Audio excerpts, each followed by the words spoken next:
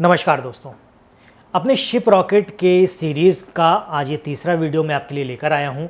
और पिछले वीडियोस में हमने देखा था कि किस तरह से आप शिप रॉकेट पर अपना अकाउंट क्रिएट कर सकते हैं। उसके अगले वीडियो में हमने जाना था कि किस तरह से आप अपना पहला शिपमेंट बुक कर सकते हैं, अपना कुरियर अपने बायर को या अपने रिलेटिव्स को भेज सकते हैं। पिछले दोनों वीडियो अगर आपने देख रखे हैं तो फिर वो दोनों वीडियो आपके लिए पर्याप्त हैं अपने शिपमेंट को बुक करने के लिए। लेकिन इसमें कुछ और चीज़ें हैं जो आपको जान लेनी चाहिए और उनके बारे में आज का वीडियो है। तो बिना देर किए हुए चलते हैं हमारी कंप्यूटर स्क्रीन पर और देखते हैं उसमें कौन कौन सी चीज़ें छूट गई थी, आज हम उनको समझते हैं। तो चलिए वीडियो शुरू करते हैं। तो सबसे पहले हम आ जाते हैं शिप रॉकेट के पैनल पर।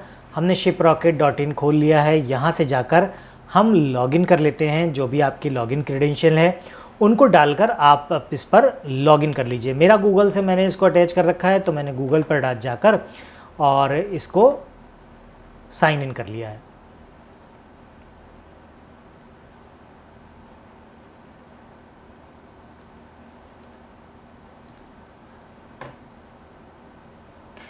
तो साइन इन हो गया है। यहाँ पर आपके जो भी ऑर्डर्स हैं, ये डैशबोर्ड है। डैशबोर्ड पर जब आप क्लिक करेंगे तो आपका सिंपल सा यूज़र इंटरफेस आ जाएगा, जिसमें शिपमेंट की डिटेल रहेगी, कितने शिपमेंट आपने भेजे हैं। एनडीआर की डिटेल रहेगी, यानी नॉन डिलीवरी रिपोर्ट, जो डिलीवर नहीं हुआ है उसके बारे में यहाँ पर इंफॉर्मेशन रहेगी।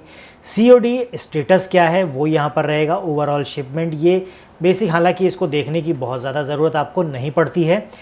ऑर्डर्स में आप आए थे, ऑर्डर्स में आने के बाद यहाँ पर हमने देखा था कि नए ऑर्डर सारे यहाँ पर रहेंगे। आप रेडी टू शिप जब इसको रेडी कर देंगे तो यहाँ चला जाएगा, फिर पिकअप हो जाएगा तो यहाँ पर आप ऑल में जाके यहाँ पर देख सकते हैं जो डिलीवर हो गए हैं उनके बारे में जानकारी आपको यहाँ पर मिल जाएगी। अब हम बात करते हैं दूसरी चीज़ों के बारे में। मान लीजिए आपका शिपमेंट डिलीवर होने के लिए गया, लेकिन किसी भी कारण से आपका बायर वहाँ पर अवेलेबल नहीं है, या फ़ोन पिक नहीं किया, या रॉन्ग एड्रेस है, कोई भी रीज़न अगर वहाँ पर दिया गया है और आपका पार्सल डिलीवर नहीं हो रहा है, तो इसमें आपके पास एक मेल आ जाएगी उसी समय। जैसे ही वो वहाँ पर अपने पैनल पर अपडेट करेगा कुरियर कंपनी कि आपका डिलीवर नहीं हो पाया, वैसे ही आपके पास एक मेल आ जाएगी। उस मेल में आपको बताया जाएगा कि किसी कारण से आपका जो पार्सल है वो डिलीवर नहीं हो पाया है, फर्स्ट अटैम्प्ट किया जा चुका है। आप अपने बायर से कांटेक्ट करें ताकि ये दोबारा से अटैम्प्ट किया जा सके। और अगर आप दोबारा रीअटैम्प्ट नहीं करना चाहते तो इसको रिटर्न कर लीजिए।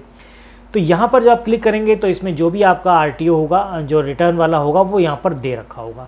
मेरा कोई नहीं है तो यहाँ पर नहीं दिखा रखा है, लेकिन अगर उस कंडीशन में यहाँ पर होगा तो आपके पास यहाँ पर पूरी इन्फॉर्मेशन आएगी। यहाँ पर रीअटैम्प्ट का भी ऑप्शन आएगा कि आप दोबारा से अटैम्प्ट करना चाहते हैं पार्सल डिलीवर करने के लिए, तो आप अपने बायर के फ़ोन नंबर पर फ़ोन करके उनसे बात कर लीजिए कि इस तरह की प्रॉब्लम आ रही है और आपका डिलीवर नहीं हो पा रहा है। उसके बाद यहाँ पर आप अपना रीज़न मेंशन कर दीजिए, रिमार्क लिख दीजिए और यहाँ पर रीअटैम्प्ट का ऑप्शन को, बटन को क्लिक कर दीजिएगा, तो अगले दिन उनको अटैम्प्ट किया जाएगा। 3 अटैम्प्ट किए जाते हैं। अगर 3 अटैम्प्ट में आपका बायर का एड्रेस नहीं मिलता या कोई और प्रॉब्लम होती है तो फिर ये पार्सल आपके पास रिटर्न हो जाएगा। पार्सल रिटर्न होने में, यानी आरटीओ होने में, सबसे ख़तरनाक चीज़ होती है वो ये कि मान लीजिए आपने किसी शिपमेंट को भेजने में 70 रुपये कुरियर के दिए हैं, लेकिन जब ये रिटर्न होगी तो फिर आपको दोबारा से इतना ही अमाउंट पे करना पड़ेगा उस कुरियर कंपनी को, या कहें कि शिप रॉकेट को, यानी आपके वॉलेट से उतना अमाउंट डिडक्ट हो जाएगा और वो पार्सल आपके पास रिटर्न आ जाएगा। तो ये थोड़ा सा इशू रहता है इसमें। जब भी आप इस बुक करें तो इस चीज़ का ध्यान रखें ताकि आरटीओ ना हो पाए, आरटीओ होने से बचाएं, क्योंकि उसमें आरटीओ, मान ली कोई डैमेज वाला प्रोडक्ट है तो वो आरटीओ होगा तो एक तो आपको कुरियर का चार्ज देना पड़ेगा, दूसरा अगर कोई डैमेज वाली चीज़ है और डैमेज हो गई तो आपका डबल नुकसान हो सकता है। तो ये एनडीआर हो गया। रिटर्न वाले में अगर आप कोई रिटर्न बुक करना चाहते हैं, मान लीजिए पार्सल आपने भेजा है, वहाँ से आप मंगाना चाहते हैं वापसी, तो यहाँ पर रिटर्न का ऑप्शन आ जाएगा और वो यहाँ पर सारी चीज़ें दिखाएगा।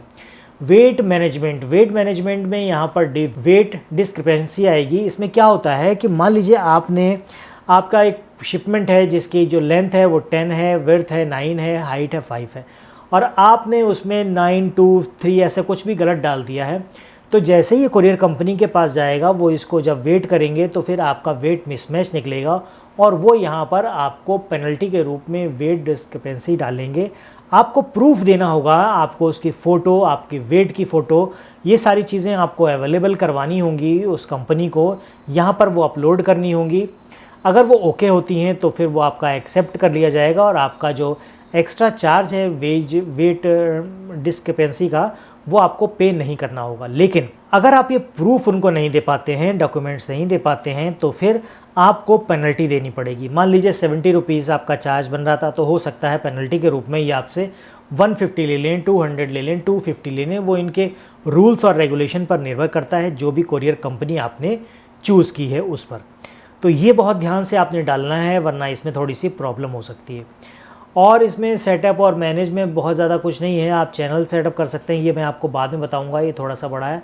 और बायर एक्सपीरियंस, बिलिंग, टूल्स आपके बहुत काम का है। टूल्स में जाइए, टूल्स में आपके लिए सबसे इम्पॉर्टेंट है वो है रेट कैलकुलेटर।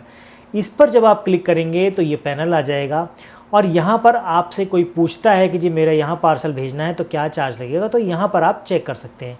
मान लीजिए पिकअप पॉइंट आपका यहाँ पर है, आपने अपना पिन कोड यहाँ डाल दिया और यहाँ पर आपको भेजना है इस पिन कोड पर, तो वो पिन कोड डाल दिया। वेट आपका कितना है, 250 ग्राम मैंने डाल दिया। वेट मैंने डाल दी 10.99 सेंटीमीटर हो गई। प्रीपेड मेरा रहता है हमेशा से, shipping dangerous goods no. Amount कितना रहेगा, 300 मैंने डाल दीजिए। कैलकुलेट करेंगे तो यहाँ पर आपकी जो कोरियर कंपनीज़ हैं जो ले जाएंगी वो दिखा रखी है।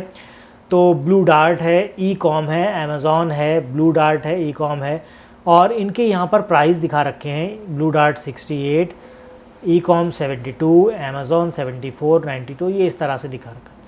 आप यहाँ पर रेटिंग चेक कर सकते हैं, किसकी रेटिंग अच्छी है किसकी ख़राब है। वो एस्टिमेट डिलीवरी टाइम चेक कर सकते हैं, कितना टाइम डिलीवर होने में लगेगा।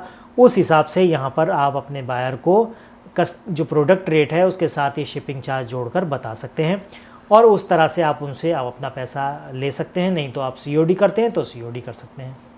ये चीज़ें थी जो बहुत इम्पॉर्टेंट थी। इसके साथ ही जो और चीज़ें हैं वो मैं आपको नेक्स्ट वीडियो में बताऊंगा जो इम्पॉर्टेंट होंगी आपके लिए।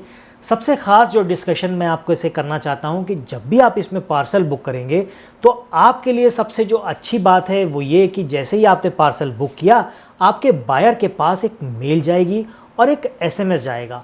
उसमें ये डिटेल रहेगी कि ये आपका ट्रैकिंग नंबर है, पार्सल आपका पिक कर दिया गया है और आपका जैसे जैसे ट्रैक आगे बढ़ता जाएगा वैसे वैसे आप ट्रैक करते जाएंगे उस लिंक से जो आपको मेल पर भेजा गया है या फिर आपके SMS के द्वारा भेजा गया है।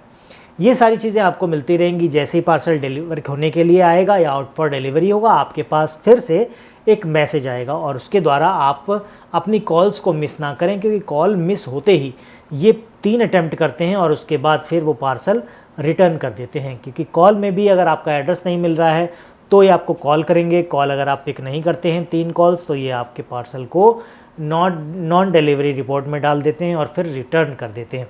इन चीज़ों का आप ध्यान रखें तो आपका पार्सल आराम से पहुंच जाएगा।